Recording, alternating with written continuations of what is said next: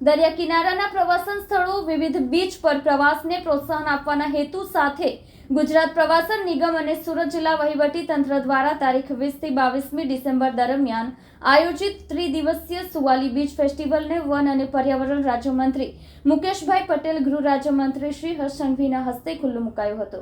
આ પ્રસંગે ગૃહ રાજ્યમંત્રી હર્ષ સંઘવીએ જણાવ્યું કે આપણું રાજ્ય કુદરતી સંપદાઓથી ભરેલું છે। ગુજરાત પાસે સૌથી લાંબો 1600 કિલોમીટર દરિયાકાંઠો છે। વર્તમાન સમયમાં દરિયા કિનારાને રમણીય પ્રવાસન સ્થળ તરીકે વિકાસ કરવા માટે રાજ્ય સરકાર કાર્યરત છે। એટલું જ નહીં, કુદરતી સુંદરતાથી ભરપૂર અનેક નાના નાના બીચોનો વિકાસ કરવામાં આવી રહ્યો છે।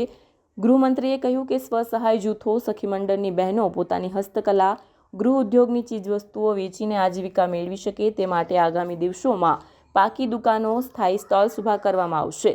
ખારા પાણીમાંથી પીવાના મીઠા પાણીના ફિલ્ટર પ્લાન્ટ માટે ₹1 કરોડ હજીરા નોટિફાઈડ એરિયાના ભંડોળમાંથી ફાળવવામાં આવ્યા છે। આ પ્રસંગે વન અને પર્યાવરણ રાજ્યમંત્રી મુકેશભાઈ પટેલે જણાવ્યું કે વર્ષોથી આ વિસ્તારના લોકોની રજૂઆતોને ધ્યાને લઈને રાજ્ય સરકારે કરોડોનો ખર્ચે સુવાલી બીચને પ્રવાસન ધામ તરીકે વિકસાવવાનું બીડું ઝડપ્યું છે। સુરત સહિત સ્થાનિક લોકો માટે રોજગારીનું આગવું કેન્દ્ર તેમજ હરવા ફરવાના શોખીનોને વધુ એક પ્રવાસન સ્થળ તરીકે સુવાલી બીચ લોકપ્રિય બની રહ્યો છે।